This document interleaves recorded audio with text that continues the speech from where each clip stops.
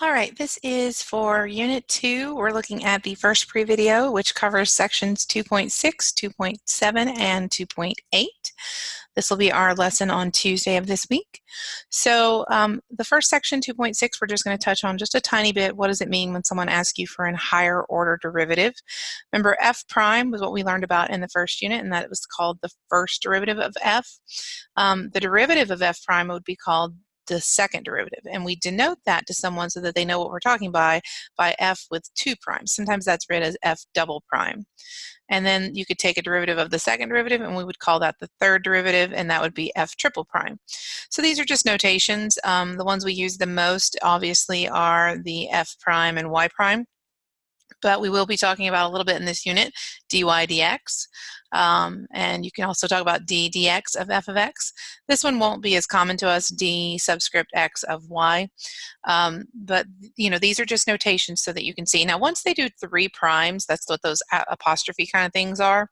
They don't usually keep writing them if they take more derivatives. They sometimes put that in a parentheses and say, like, this is the 4th derivative. So notice there's a 4 there, or the nth derivative. Just so you don't have to keep writing all those primes. So we're just going to do the first 3 examples here, and we're going to find the second derivative of each of these functions. So that means we have to take the first derivative first. So for this one, this would be f prime of x is, use our power rule, so this would be 6x to the first minus 5. So f double prime builds directly off of that. So the derivative of 6x is 6, derivative of negative 5 is 0. So for this first one, the second derivative is just f double prime of x equals 6. Number 2 and 3 are a little more involved because we have to deal with functions that look a little bit more interesting. So for example, when we look at this one, yes, you could do this by the product rule, but if you don't want to do a product rule, remember you could also take this and just write it as times x to the 1/4. And then we could combine these x's. Remember, if you want to multiply 2 x's together, you just add their exponents.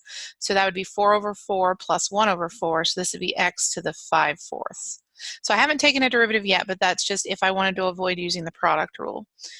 So y prime is going to be 2 times 5/4 x. We lose a power, so that would be to the 1/4 because we subtract 4/4. And we could simplify that, the 2 and the 4 reduce. So this is 5/2 x to the 1/4. And then y double prime, which would be the second derivative, would be 5/2 times, now we're going to do our power rule. So this would be 1/4 x, and then this subtracts a power again, so it makes it negative 3/4 when we subtract the 4/4. So if we clean that up, this one would be 5/8, because nothing cancels or reduces here. And then the x to the 3/4 would move to the bottom. Now you could write that as the 4th root of x cubed if you want, but it's not necessary. Okay, and then the last one on section 2.6 that we're going to do before we move on to 2.7 is the second derivative of a quotient rule.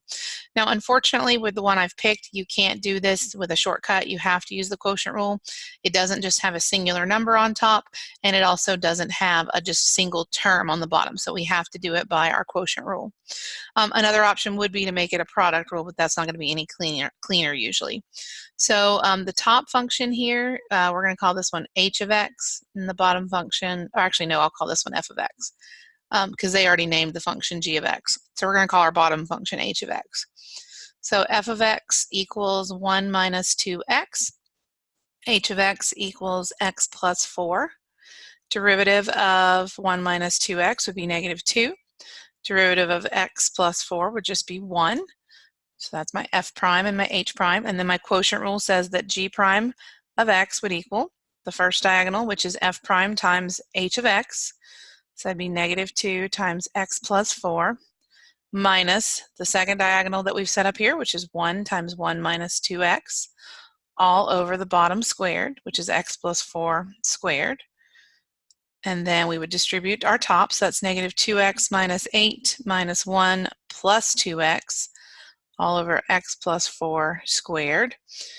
And g prime of x, after combining like terms, we only get a negative 9 on top, x plus 4 squared. Now this is just the first derivative. And I'm immediately noticing now that all I have on top is a number, so I'm going to rewrite this as negative 9 times x plus 4 to the negative 2, because when I go to take my second derivative, now I can use the chain rule since I don't have that x on top anymore. So this would be negative 2 times the negative 9 out front, so that'd be 18 We have our x plus 4, lose a power would be negative 3, times the derivative of the inside function, which is just 1. So g double prime actually came pretty quickly once we had the first derivative. So this is 18 over x plus 4 cubed. Okay, so that's the 3 teaser pre-video ones for section 2.6. And we'll do more derivatives in class, like third derivative, fourth derivative. The next section I want to do a preview of is section 2.7, which is implicit differentiation. And so let me just explain kind of what this means. This says that all the functions we've taken derivatives of so far have been in what's called explicit form, which means they've been solved for y, or technically f of x, such as y equals 3x minus 5.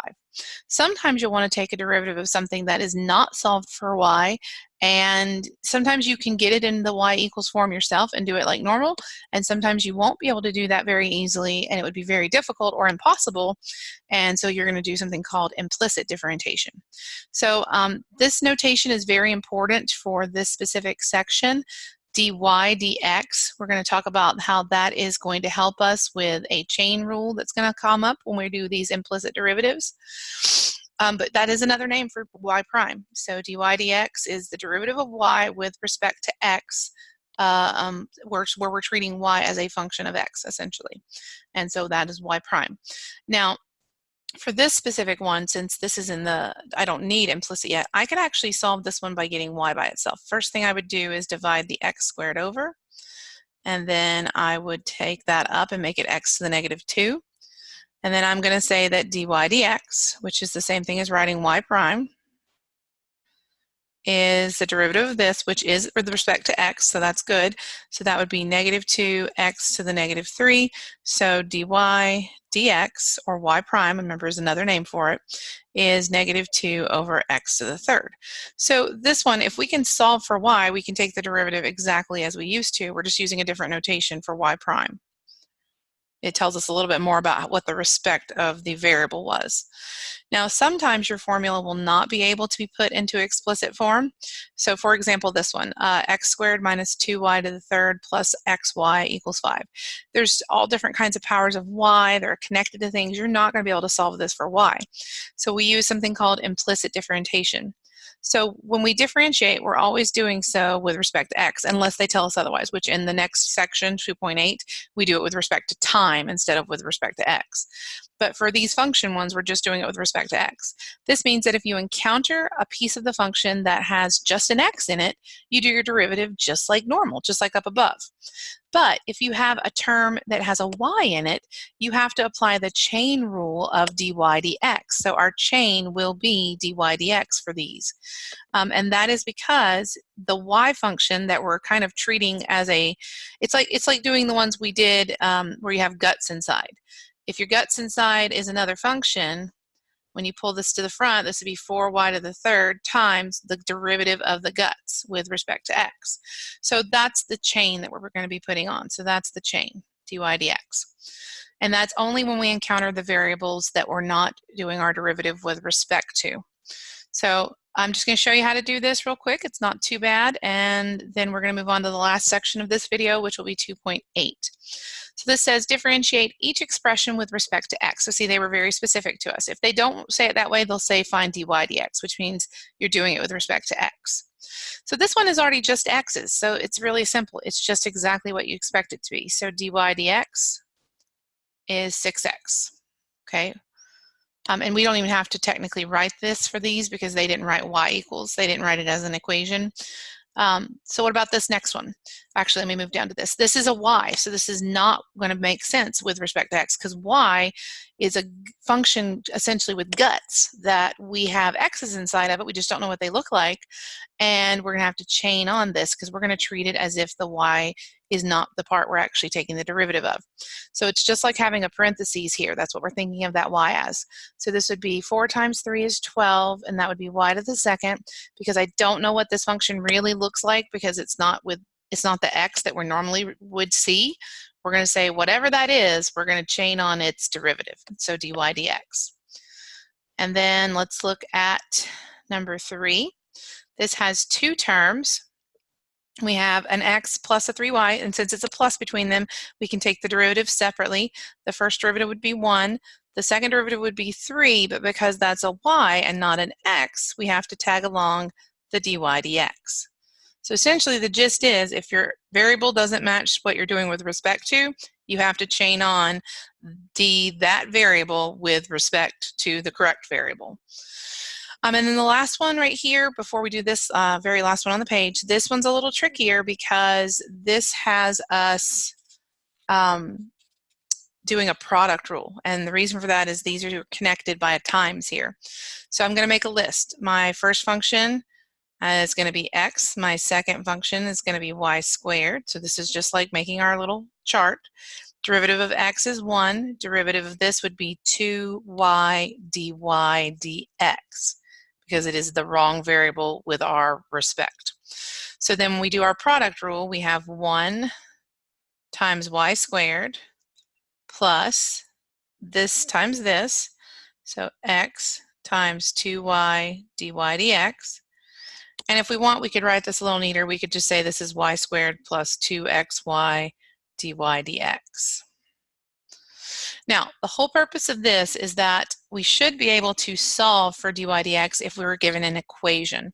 So if someone gives you an equation where you can't solve it directly for y, you can use implicit derivatives, and all these chains will pop up, and you'll be able to solve for that dy dx, and that is your derivative. The good thing about this is that now that we're going to have more interesting functions, we'll still be able to find the equation of a tangent line, because no matter what you get for dy dx, as long as you have those pieces of an ordered pair, you can plug them in and find the actual slope of the tangent line at that specific x value. So let's look at this first one right here. This is find dy dx for the equation. So all we're going to do is we're going to pretend that we're just taking the derivative of each term as we go. So this is 2y, but because it's not the right variable, this is our respect right here. We have to chain on the dy dx plus x squared is the correct variable, so that'd just be 2x. Derivative of negative 2y is negative 2, but because y is our function, essentially, this would be dy dx. And then minus 4, because that's just x, that's okay. And then anytime you have a constant, it's equal to 0. So what I normally would do at this point is I would move everything that doesn't have dy dx to the other side, because we're going to isolate and solve for it. So we have our dy dx's are going to stay over here as is, and my 4 will go over and become positive, my 2x will go over and become negative. I can pull a dy dx out like a GCF right here, so that's 2y minus 2 equals 4 minus 2x. And then we'll solve that over by dividing. So this is 4 minus 2x over 2y minus 2. And if someone's asking me to solve for this, I usually put it in lowest terms. So all of those are divisible by 2. So that'd be 2 minus x over y minus 1 if we divide everything on top and bottom by 2. So if I had an ordered pair 5, 6, I could say, okay, plug in 5 for x, plug in 6 for y, and that would give me the slope of the tangent line still at that specific x value. So that is the end of the 2.7 preview. So I'm going to scroll on down. All the rest of this we'll do in class together. And we're going to look at 2.8, which is related to this. This is called related rates. This is the application of having implicit derivatives. And essentially, it says that sometimes we have situations involving two variables that are both changing with respect to time. Like distance, of speed, something like that, something where things are changing with respect to time. As I row a boat, I get farther from the shoreline over time. So if the variables are related to one another through a mathematical equation, then their rates will also be related in some way. To find this relationship, we always differentiate with respect to time. So when we do our derivatives, if our variable is not a t, we're going to have to tack on d something dt. So if it's a y, we'll tack on dy dt. If it's an x, we'll tack on dx dt. So look at this, and we'll focus in on just the equation first. So the equation that was provided for us on this first one, let me get my pen, is y equals x squared plus 3. So I'm taking this with respect to time. So derivative with respect to time. That's what we're doing. So derivative of y is just a 1, but then I have to tack on a dy dt, because derivative of y with respect to t. equals derivative of x squared is 2x, but because that's also not t, I have to tack on dx dt. Derivative of 3 is 0. So this is our formula right here, and they give us some of the information usually, and we're plugging in for the one we don't know. So we're trying to find dy dt. So this one's pretty easy. We would just plug in a 1 for 2, or excuse me, a 1 for x and a 2 for dx dt. So it looks like that dy dt is going to be 4. Now, this has no reference for you yet because we didn't give you any like defining features of this problem. We didn't tell you if it was in meters or inches or minutes or seconds, but typically these rates are going to have units on them, like meters per second. So just realize that when we get into some of the actual word problems in class, because these are just practicing taking implicit derivatives and plugging in, the word problems in class will have to have a unit on them. So we'll go through how to figure that out. So I'm going to do 2 more of these, and then this will be the end of this pre-video. So this says the variables x and y are differentiable functions of t. Again, that means we can take it with respect to t and are related by this equation right here. And they want us to find dx dt this time. So first thing is we have to take that derivative with respect to t of that whole function right there. So this would, and I would distribute that 2 first, so let's go ahead and do that. So that's 2x cubed minus 6x. No reason to leave that guy out there. So derivative of y is a 1, and then we have to tack on dy dt since it's not correct variable that we're taking with respect to. Derivative of 2x to the third is going to be 6x squared times a dx dt. And then derivative of negative 6x would be negative 6 times the dx dt again. So anytime it's not a t, which none of these variables are, we have to tack on that correct chain rule. So we're trying to find dx dt this time. So if it was me, I might solve this for dx dt. This is a different way of approaching this. So I could pull out dx dt to the front of that right side since they both had it. And then I could just divide the 6x squared minus 6 over. Remember, my dy dt would be on top. So this is just a different way of approaching the problem, is to isolate the thing you're solving for first and then plug in all the information. So it looks like dy dt, which is on the top, is a 4 from right here. And then x is 2, so this would be 6 times 2 squared minus 6 equals dx dt. So that would be 4 times 6, so that's 24 minus 6. So this is 4 over 18 equals dx dt. And that reduces to 2/9. So that's my dx dt. And then the very last one for this pre-video is number 3. It says the variables x and y are differentiable functions of t again and are related by the equation x squared plus y squared equals 25. If x is 4, y is 3, dy dt is negative 2. Can you find dx dt? So we're going to be looking for dx dt, but we have to take our derivative first. So let's look at this guy. So that would be 2x times dx dt, since t is the variable with respect, plus 2y times dy dt, and equals, you still have to do the other side too, but the derivative of a constant is 0. So I know that x is 4, dx dt is the thing I'm looking for, y is 3, and dy dt was given, and it is negative 2. Plugged in all of those, so that makes this 8 dx dt. That would be minus 12 equals 0. I can move over the 12 and get 8 dx dt equals 12. Divide by the 8 and reduce. So dx dt in this example would be, dividing both of those by 4 would be 3/2. All right, hope you guys enjoyed this pre-video, and that's our precursor to Tuesday's class lesson.